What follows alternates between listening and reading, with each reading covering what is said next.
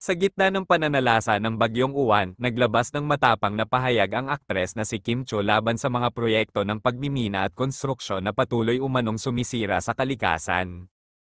Ipinanawagan din ng aktres sa administrasyon ni Pangulong Ferdinand Marcos Jr. na wakasan na ang mining activities sa bansa bago tuluyang masira ang kalikasan at mas mapahamak ang mga mahihirap na Pilipino. Sa kanyang social media post, emosyonal na ibinahagi ni Kim Cho ang kanyang pagkadismaya sa patuloy na pagkakalbo ng mga kabundukan dahil sa pagmimina at walang habas na konstruksyon.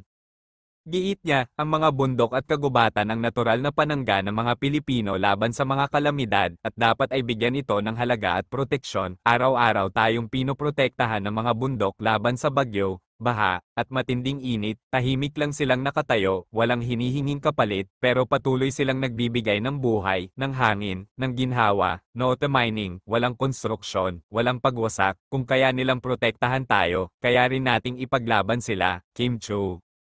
Hindi ito ang unang pagkakataon na nagsalita si Kim tungkol sa kapaligiran. Ngayong taon, muli niyang binuhay ang advokasya ng yumaong Gina Lopez, dating kalihim ng DENR, na kilala sa mahigpit na kampanya laban sa mapanirang pagmimina.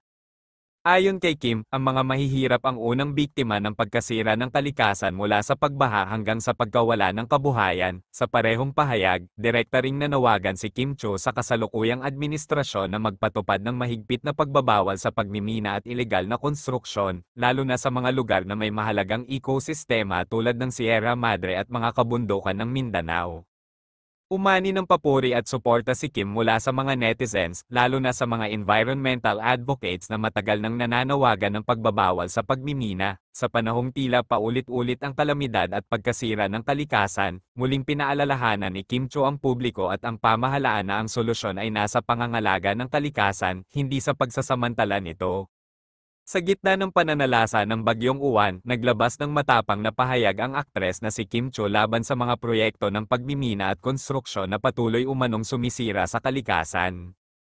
Ipinanawagan din ng aktres sa administrasyon ni Pangulong Ferdinand Marcos Jr. na wakasan na ang mining activities sa bansa bago tuluyang masira ang kalikasan at mas mapahamak ang mga mahihirap na Pilipino. Sa kanyang social media post, emosyonal na ibinahagi ni Kim Cho ang kanyang pagkadismaya sa patuloy na pagkakalbo ng mga kabundukan dahil sa pagmimina at walang habas na konstruksyon. Giit niya, ang mga bundok at kagubatan ang natural na panangga ng mga Pilipino laban sa mga kalamidad at dapat ay bigyan ito ng halaga at proteksyon. Araw-araw tayong pinoprotektahan ng mga bundok laban sa bagyo, baha, at matinding init, tahimik lang silang nakatayo, walang hinihinging kapalit, pero patuloy silang nagbibigay ng buhay, ng hangin, ng ginhawa, no to mining, walang konstruksyon, walang pagwasak, kung kaya nilang protektahan tayo, kaya rin nating ipaglaban sila, Kim Cho. Hindi ito ang unang pagkakataon na nagsalita si Kim tungkol sa kapaligiran. Ngayong taon, muli niyang binuhay ang advokasya ng yumaong Gina Lopez, dating kalihim ng DENR, na kilala sa mahigpit na kampanya laban sa mapanirang pagmimina.